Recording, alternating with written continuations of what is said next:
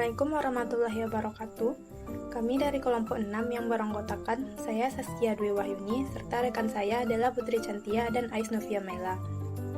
Materi yang akan kami presentasikan pada kesempatan kali ini yaitu yang pertama, pengertian standar costing. Yang kedua, kegunaan standar costing. Yang ketiga, hubungan antara standar costing dengan anggaran. Yang keempat, penentuan jenis-jenis standar costing. Yang kelima, konsep target costing. Yang keenam, konsep Kaizen costing. Dan yang ketujuh, perbedaan antara target costing, Kaizen costing, dan standar costing. Baiklah, kita masuk pada materi pertama mengenai standar costing. Standar costing merupakan biaya yang ditentukan di muka, yang merupakan jumlah biaya yang seharusnya dikeluarkan untuk membuat satu satuan produk atau untuk membiayai kegiatan tertentu di bawah kondisi ekonomi, efisiensi, dan faktor-faktor lain yang tertentu.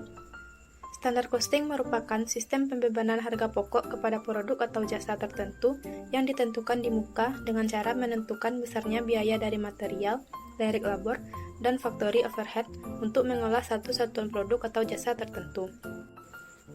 Kelebihan dan kelemahan standar costing. Kelebihan standar costing yaitu, yang pertama, merupakan alat penting dalam penilaian pelaksanaan kebijaksanaan sebelumnya. Yang kedua, pedoman untuk melakukan efisiensi. Dan yang ketiga, perencanaan dan pengambilan keputusan.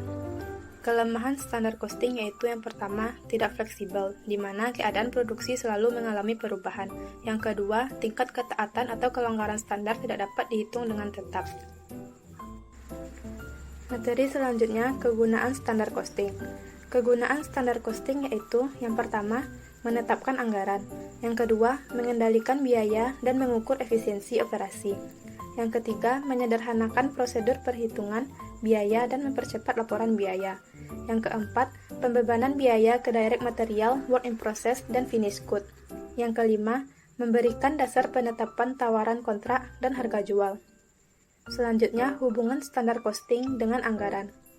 Biaya standar atau standar costing berkaitan dengan biaya per unit dan pada hakikatnya sama tujuannya dengan suatu anggaran. Namun, pada skala yang lebih kecil, suatu anggaran dikaitkan dengan jumlah biaya secara keseluruhan, bukan dari jumlah biaya per unit. Anggaran dan standar costing, keduanya merupakan penetapan biaya yang dilakukan di muka sebelum suatu kegiatan dilaksanakan. Baiklah, saya akan melanjutkan penjelasan tentang materi beberapa perbedaan antara anggaran dengan standar costing antara lain. Yang pertama adalah anggaran merupakan biaya yang diharapkan, sedangkan biaya standar adalah biaya yang seharusnya dicapai oleh pelaksana. Yang kedua, anggaran cenderung merupakan batas yang tidak boleh dilampaui, sedangkan biaya standar mengutamakan tingkatan biaya yang harus bisa ditekan atau dikurangi agar kinerja lebih baik.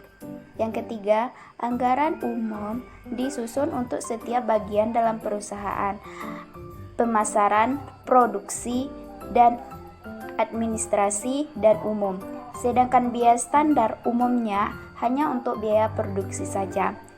Yang keempat adalah selisih biaya yang timbul dari biaya standar akan diinvestigasi atau diperiksa penyebabnya dengan teliti.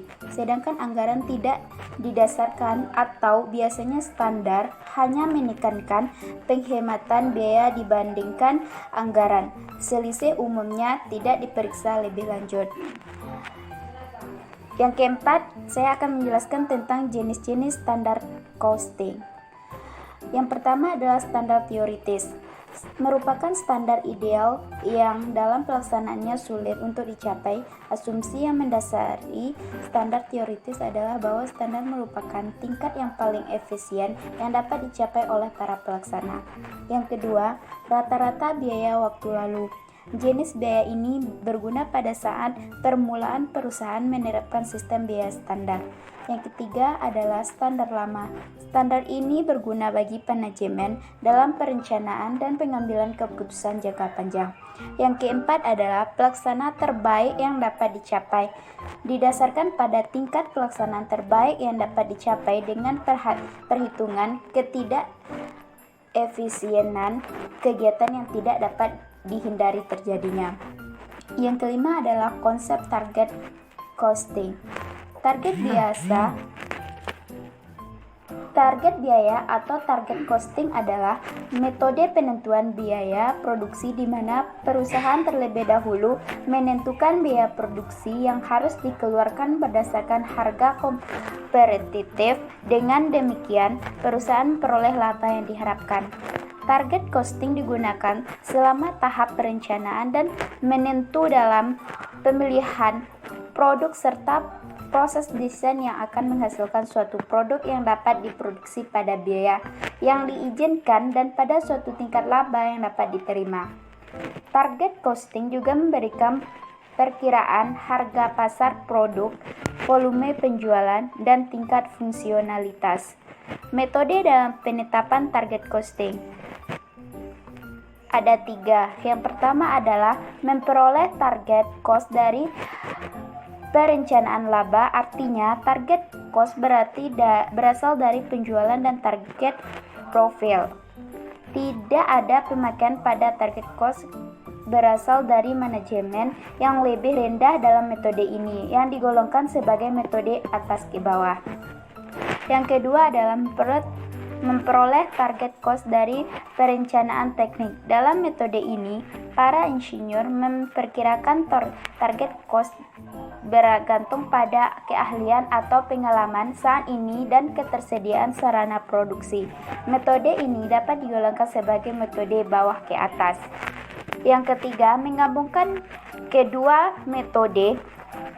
Manajemen tertinggi tahu tentang target profit, tapi sejak kerja sama karyawan dibutuhkan untuk membuat penetapan target cost bekerja.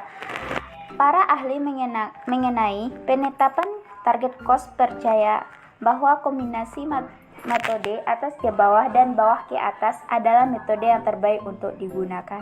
6. Konsep Kaizen Costing. Kaizen Costing merupakan sistem biaya yang digunakan untuk menjamin terlaksananya improvement berkelanjutan sejak saat produk selesai didesain dan dikembangkan sampai saat produk dihentikan produksinya sebagai discontinued product. Berdasarkan paradigma continuous improvement, setiap tahun anggaran, produsen merencanakan improvement yang akan dilakukan selama tahun anggaran terhadap sistem dan proses pembuatan produk. Dasar penetapan penerapan Kaizen Costing. Menurut Supriyono, penetapan biaya Kaizen digolongkan menjadi 2 jenis. 1. Aktivitas-aktivitas yang diimplementasikan pada kinerja sesungguhnya Kaizen jika terjadi perbedaan antara biaya sesungguhnya dan biaya target cukup besar setelah produk baru diproduksi selama 3 bulan. Yang kedua, aktivitas-aktivitas lainnya yang diimplementasikan secara berkesinambungan setiap periode untuk mengurangi perbedaan antara laba target dan laba taksiran dan dengan demikian untuk mencapai biaya yang diperkenankan. 7. Perbedaan target costing, Kaizen costing, dan standar costing.